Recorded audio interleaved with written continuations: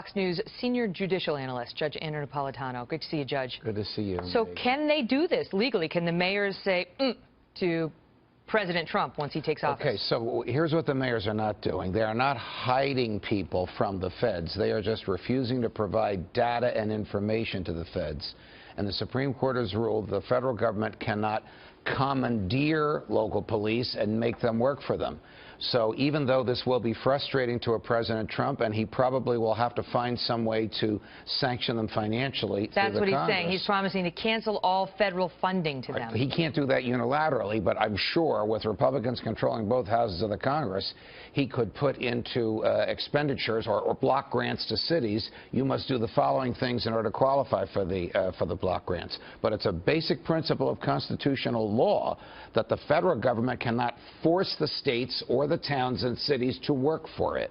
So Mayor Emanuel, Mayor de Blasio, Mayor Garcetti are within their legal rights to do what they're doing. But what's happened is sanctuary cities get carried out in a number of different ways. Like, for example, in Chicago, they originally just stopped all city agencies from inquiring about immigration status when they provide services. So it's like, don't ask, don't tell. We don't want to know. Well, and in other cities, they just refuse to cooperate when ICE issues a detainer on an individual. It's like, didn't happen, didn't see it. That stuff can have unintended consequences that the locals are not going to want. The type of people that Donald Trump is talking about are not your average ma and pa. He's talking about someone who has been convicted. Like Francisco Hernandez. Correct. Convicted of a crime, gets out of jail and is now free, but is illegally present.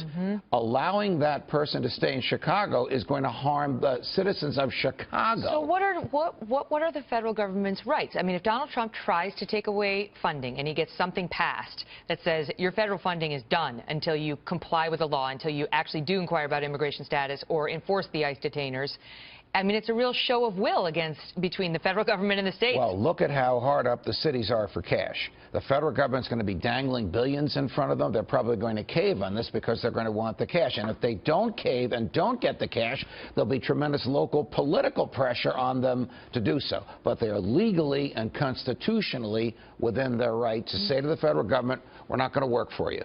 Great to see you, Judge.